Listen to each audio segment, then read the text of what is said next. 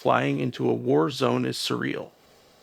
It takes one full day to get from Colorado to Kuwait, our pit stop before entering Iraq, and each step of the way another bit of normalcy disappears.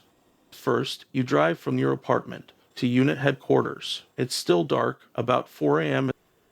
In the process, you've said goodbye to your bed, your car, and all the comforts of the life you've built. Carrying 2 duffel bags of gear, you draw your rifle from the armory, and wife, kids, or girlfriends in tow shuffle over to a large gymnasium. There you scan your military ID card and wait in the bleachers for buses to arrive. Someone yells out a 2-minute warning, and it's time for final farewells. After several hours of hurry up and wait, both soldiers and spouses are ready to end the protracted, exhausting process. It's almost a relief to board the bus. Next, you enter a plane at the Colorado Springs airport. As you walk across the tarmac, a random 1-star general, whom you've never met, shakes your hand and bids you good luck. From Colorado, we took a 4-hour flight to New York and had about an hour layover at Kennedy Airport. I'd heard we might stop there and foolishly told my mom stupidly about it. She made me promise I'd call her if we did. She just had to be the last one to see me. She tried to time it out, but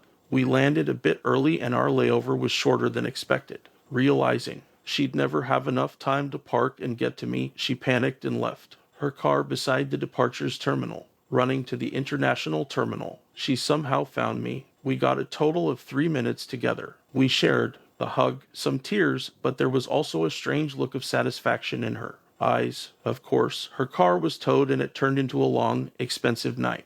No matter, she'd gotten to me and was the last mother in the entire squadron to see her son. That was enough. After the quick stop in New York, it was about 8 hours to Leipzig.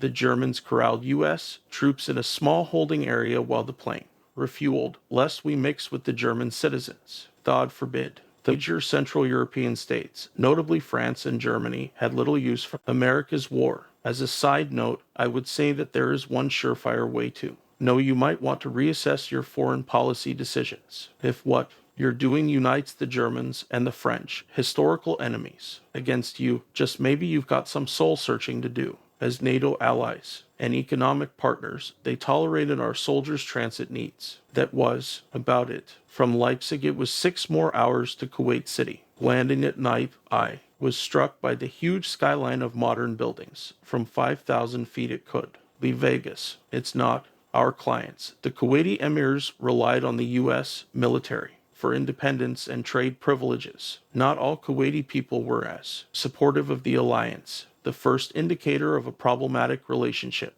Driving in charter buses with mandatory black curtains drawn to mask our identity. We didn't feel like trusted allies, but rather like contaminated cattle, shuffled off to the slaughter. The lead and trail vehicle of our highway convoy to Camp Buring were both armored Humvees. Nothing about our trip thus far had been very welcoming. This ought to have been a sign. For nearly 3 weeks, we lived in a tent city in the barren desert of Kuwait. At Camp Buring, we received last-minute training, zeroed our rifles, and drew some new equipment. Kuwait is the flattest, hottest, most barren desert you could ever imagine. I actually kind of dug it. The place was fantastically exotic.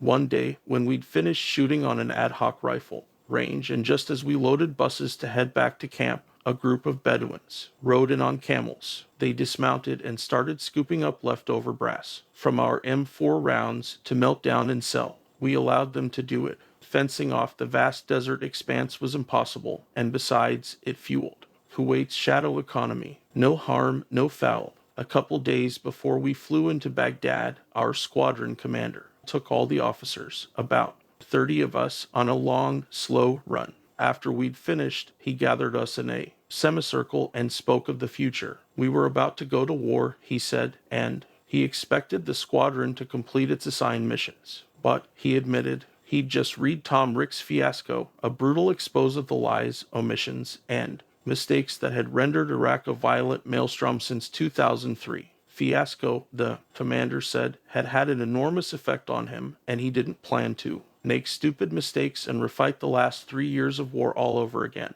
He admitted that counterinsurgency would be difficult, and victory, in the traditional sense, might elude us. The colonel ended on a positive note of teamwork, and duty, but his tone never strayed from an uncharacteristic solemnity. This was the most I'd ever respected the man. Maybe it was the squadron commander himself, nervous about his upcoming responsibilities. Perhaps both.